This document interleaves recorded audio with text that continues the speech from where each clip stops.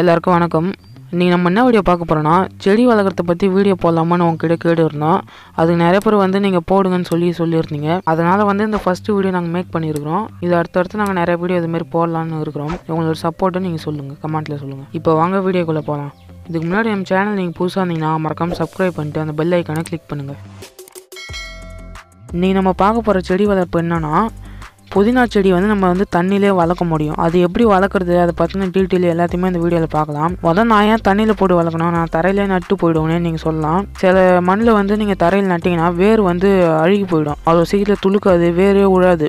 நம்ம செடி நட்டால் கூட அது அழுகி போயிடும். இதில் நம்ம செடியை தண்ணியில் போட்டு அது வேர் வர வரைக்கும் வச்சுட்டு அதுக்கப்புறமா நம்ம மண்ணில் நட்டோன்னா அது சாவாது, சீக்கிரமாக துளுத்துக்கும், அதுமாதிரி நல்லாவும் வளரும். அதை எப்படி பண்ணுறதுன்னு நம்ம இந்த வீடியோவில் பார்க்கலாம். ஃபஸ்ட்டு புதினா முத்தான தண்டை பார்த்து கட் பண்ணி வச்சுக்கோங்க. ஏன்னா அதை முளைக்கும். நல்லா பிஞ்சு எடுத்திங்கன்னா அது சரியாக முளைக்காது. அதை எடுத்துக்கின்னு அதை ஏதோ ஒரு டப்பாவோ இதுலையோ தண்ணி கொஞ்சம் ஊற்றிக்குங்க. ஊற்றிட்டு அதை அந்த புதினா செடியை போட்டுருங்க.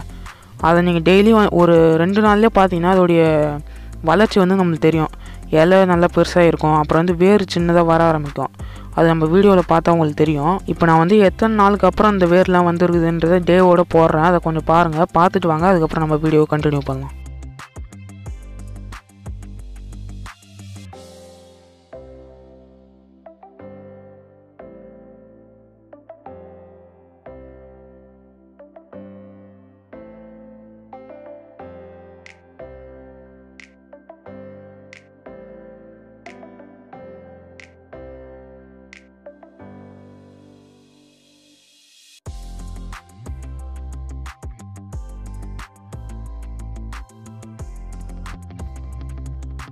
இந்தமாரி நாளாக செடி வளர வளர தண்ணி குறைஞ்சினே வரும். அதுக்கு தகுந்த மாதிரி நீங்கள் தண்ணி ஃபில் பண்ணினே இருங்க.